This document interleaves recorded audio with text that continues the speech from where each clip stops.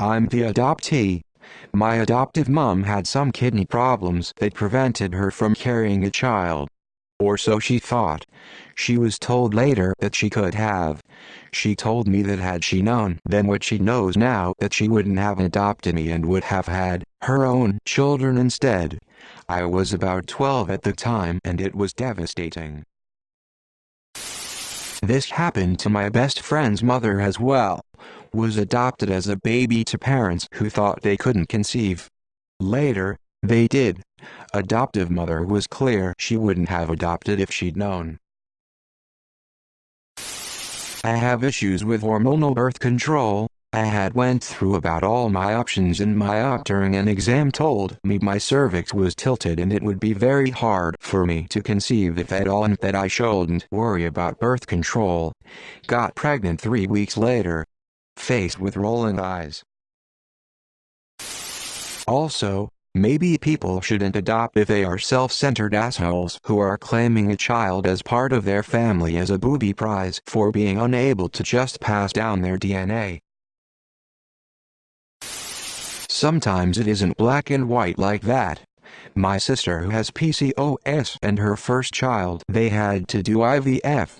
They were just about to give up when she got pregnant. Her second child she just needed some fertility drugs. Their third child she conceived without any help and relatively easily despite her doctor saying she couldn't and shouldn't, but that is another story. So basically things can change. I knew someone who was 6 weeks pregnant at a doctor's appointment where she was told she was likely infertile and that the elevated hormones were from IVF. She called back every day for a week and finally was given an ultrasound and, yup, there was the baby. My ex has 2 older adopted sisters. Her parents were told they couldn't have kids so they adopted twice then had my ex. From what I could tell they showed no favoritism toward her. Unfortunately one of aunts is a racist asshole and doesn't consider her sisters real nieces and did show favoritism toward the miracle baby. See? That's how it should be, the parents not the racist and, yes maybe they wouldn't have adopted if they were able to conceive when they first started but still being grateful for the child you've adopted. I seriously don't understand why people are like that. I haven't tried to have kids yet, but regardless I still want to adopt and be the same parent as I would for if I had them myself. When you agree to be a parent to someone, it shouldn't matter where they came from. I'm sorry you had to go through that. How's your relationship now? As I commented above, she has dementia so sometimes she doesn't even know who I am. She thinks everything is fine. I don't mention anything. FDR, she never said anything like that to my, also adopted, brother.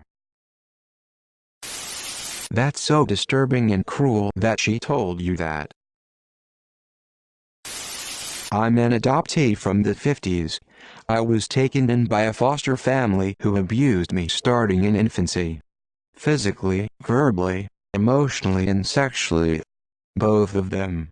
They only adopted me when the state of Mississippi told them that if they did, the abuse would be considered discipline. If they didn't, they could have been charged. So the adopted. The abuse, in every extreme, went on until I left the home at age 15. I never went back though they never left me alone until they died in 2002 and 2008 respectively. Other members of that family want to deny it all. It happened. I didn't make things up and had it not occurred, wouldn't be as complicated as I am today at 65. It goes both ways people. Exact same thing happened to friends of my parents.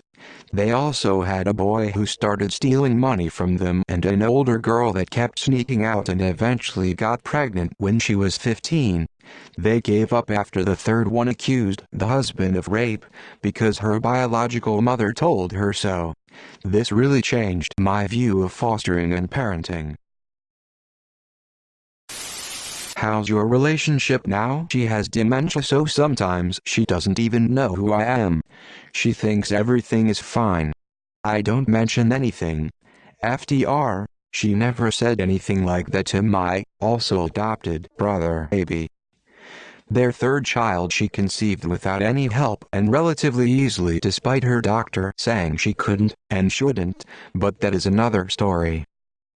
So basically things can change. I left the home at age 15. I never went back, though they never left me alone until they died in 2002 and 2008 respectively. Other members of that family want to deny it all. It happened. I didn't make things up, and had it not occurred, wouldn't be as complicated as I am today at 65.